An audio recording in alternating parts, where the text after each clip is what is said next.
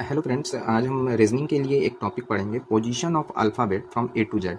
देखिए, कोई भी रीजनिंग में सवाल के लिए ये चीज़ जानना बहुत ज़रूरी है कि हमारा पोजीशनिंग वैल्यू जो ए टू जेड है वो क्या होता है। बेसिकली इसका यूज़ तो कोडिंग डिकोडिंग जो बोल के एक चैप्टर होता है रीजनिंग में, उसमें काफ़ी हद तक यूज़ होता है, बट इसके यूजेस और भी आपको जगह पे दिखेंगे। जैसे एनालॉजी के क्वेश्चन हम लोग सॉल्व कर रहे हैं तो वहाँ पे भी आपको दिखेंगे। तो इस चीज़ को दिमाग में रखना बहुत ज़रूरी है कि पोजिशनल वैल्यू हर अल्फ़ाबेट का क्या होता है। ठीक है, यहाँ पे सबका पोजिशनल वैल्यू मैंने लिख रखा है। आपको इसको अच्छे से याद कर लेना, दिमाग में बैठा देना है। जैसे पोजिशनल वैल्यू का मतलब होता है जैसे ए जो होता है 1 होता है, बी 2 होता है, वैसे ही सो ऑन करते हुए आपका जेड 26 पे एंड कर जाता है। तो ये वैल्यूज़ आपको पता होनी चाहिए। जैसे एस का वैल्यू 19 होता है पोजिशनल वैल्यू, ओ का पोजिशनल वैल्यू 15 होता है। तो ये बिल्कुल आपके मतलब फिंगर टिप पे होना चाहिए, ताकि आप क्वेश्चन को जब सॉल्व करें तो ये चीज़ को आपको रिमाइंड ना करना पड़े, ये तुरंत आप उसको चीज़ को लिख सकें। ठीक है, तो आइए इसी बेसिस पे हम इस क्वेश्चन को समझते हैं। मैं मान के चल रहा हूँ कि आपने इस चीज़ को अच्छे से देख लिया, मैं इसको वापस से गो थ्रू नहीं कर रहा हूँ, आप इसको अच्छे से देख लीजिएगा और याद कर लीजिएगा। हम उसके बेसिस पे एक कोडिंग डिकोडिंग का आज बहुत ही सिंपल सा क्वेश्चन लाए हैं।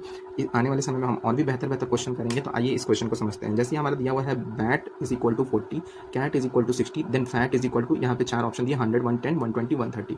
ठीक है, तो बैट हमारा जो है, अगर बैट का हम अगर लॉजिक और इसका पोजिशनल वैल्यू लिखें तो बैट यहाँ पे बी का पोजीशन वैल्यू 2 होता है, ए का 1 होता है, टी का 20 होता है। तो और ये 40 दिया हुआ है, यानी इनमें एक रेगुलर पैटर्न पे मल्टीप्लिकेशन हो रहा है। अगर इनको मल्टीप्लाई कर दे तो ये हो जाएगा हमारा 40।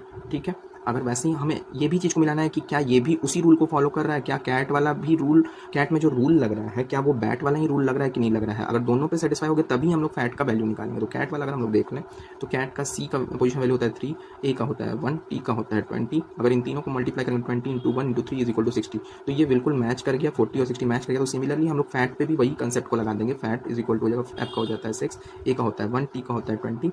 अगर तीनों को मल्टीप्लाई करें तो आ जाएगा हमारा 120। तो इसका ऑप्शन सी करेक्ट आंसर होता है। ठीक है, तो आज हम आपको कोई होमवर्क नहीं दे रहे हैं। आज आपका होमवर्क यही रहेगा कि आप इन सारे पोजिशनल वैल्यू को अच्छे से याद करें, खूब ढेर सारा प्रैक्टिस करें। फिर हम अगले वीडियोज़ में कोडिंग डिकोडिंग के बहुत अच्छे अच्छे क्वेश्चन सॉल्व करेंगे। तो अगर आपको वीडियो पसंद आया है तो वीडियो को लाइक और सब्सक्राइब जरूर करें।